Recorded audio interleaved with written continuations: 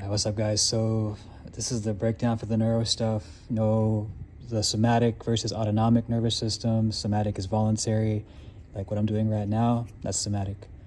Autonomic is your sympathetic, parasympathetic, so you can't control that.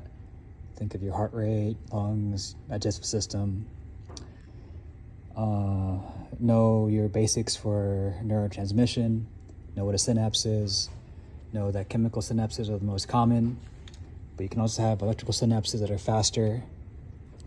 Know that calcium is important for synapses to work, to send neurotransmitters. I have here the most common neurotransmitter for each system that we should know. Know the words afferent and efferent, always an A and P. Afferent means going towards something. Efferent or efferent means going away from something. In the context of neuro, it's afferent is sensory information coming to the central nervous system.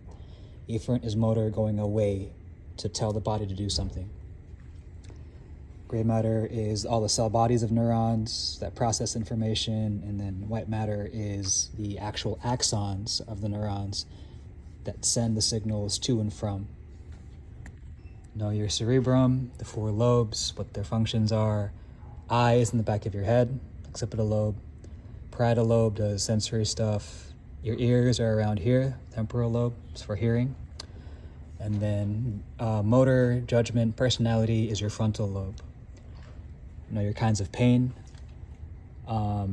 This word allodynia, I don't know, it looked important, so I put it down. The big two are nociceptive versus neuropathic pain.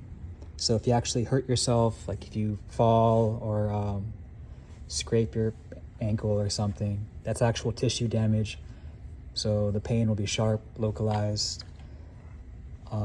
If you have like internal organ pain, that's also tissue damage, but that's more dull, crampy pain. And then neuropathic, think of diabetics who have nerve damage, shooting, burning pain. And that word dermatomal means that the pain's going to be localized to a specific area of your skin that corresponds to that same spinal nerve coming off the spinal cord. And then referred, psychogenic, and functional pain. Know those definitions. Know your strokes and TIAs. TIA, temporary, it's transient. Strokes, you have some hemorrhagic and ischemic strokes. Brain injuries, no contusion, concussion versus hematomas. Know the root words. So for example, epi, for epidural, means on top of the duramater. Subdural means below the duramater, between the dura and the brain itself. And then intracerebral means inside the brain.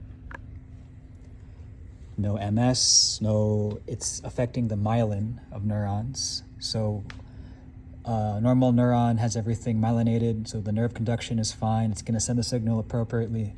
But for MS, the myelin is gone, and that's going to cause problems with the nerves, depending on if it's a sensory or a motor neuron. So it's going to be a long, wide list of symptoms. And then for meningitis, know that the common cause is strep pneumoniae, among other bacteria, but the main one is strep pneumoniae. It's also common via droplet transmission, so make sure you guys are careful, wear your masks.